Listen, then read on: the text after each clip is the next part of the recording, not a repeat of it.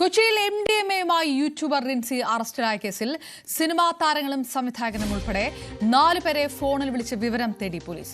4 മാസത്തിലേറെയായി റിൻസിയെ സ്ഥിരമായി ഫോണിൽ വിളിച്ചവരാണ് ഇവർ. എന്നാൽ സിനിമാ പ്രൊമോഷനുകളുടെ ഭാഗമായാണ് റിൻസിയെ വിളിച്ചതെന്നാണ് താരങ്ങൾ പോലീസിന് നൽകിയ മറുപടി.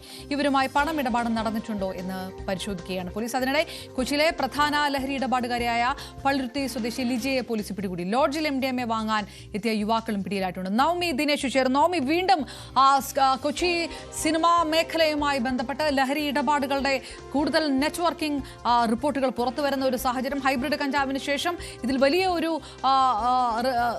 ഒരു ജാഗ്രതയും കർശന നിർദ്ദേശങ്ങൾ പാലിക്കപ്പെടുകയും ചെയ്തിട്ടുണ്ട് എന്നുള്ള സൂചനകളായിരുന്നു. വീണ്ടും ലഹരിയുമായിട്ടുള്ള ബന്ധങ്ങൾ സിനിമയുടെ അണിയറകളിൽ നിന്ന് ഉയർന്നു കേൾക്കുമ്പോൾ പ്രധാനപ്പെട്ട പേരുകൾ ഏതൊക്കെയാണ് പുറത്തേക്ക് വരുന്നത്?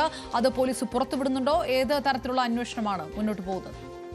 അവരുടെ ഈ സിനിമാ താരങ്ങളുടെ പേര് വിവരങ്ങൾ അന്വേഷണ സംഘം പുറത്തുവിട്ടിട്ടില്ല. കാരണം ഇത് ഒരു പ്രതിയുടെ മൊഴിയുടെ മാത്രം അടിസ്ഥാനത്തിൽ ഇവരെ ചോദ്യം ചെയ്യുവാനോ ഇവരുടെ പേരുകൾ പുറത്തുവിടാനോ അന്വേഷണ സംഘം ഉദ്ദേശിക്കുന്നില്ല. പകരം ഇവരുമായി സാമ്പത്തിക ഇടപാടുകൾ അടക്കം ഉണ്ടെങ്കിൽ, ഇവർക്കെതിരെ കൃത്യമായിട്ടുള്ള തെളിവുകൾ ഉണ്ടെങ്കിൽ ഇവരെ സ്റ്റേഷനിലേക്ക് വിളിച്ചു വരുത്തി ചോദ്യം ചെയ്യലടക്കമുള്ള ഘട്ടങ്ങളിലേക്ക് കടക്കുവാനാണ് പോലീസിന്റെ തീരുമാനം.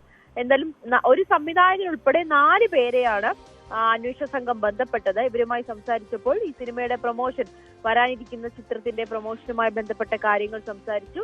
അല്ലെങ്കിൽ റിൻസിയുമായി സൗഹൃദമുണ്ട്, ആ രീതിയിൽ സൗഹൃദ സംഭാഷണമായിരുന്നു എന്ന തരത്തിലുള്ള വിശദീകരണമാണ് അന്വേഷണ സംഘത്തിന് നൽകുന്നത്. പക്ഷെ ഇത് പൂർണ്ണമായും വിശ്വാസത്തിലെടുക്കാൻ പോലീസ് തയ്യാറായിട്ടുമില്ല.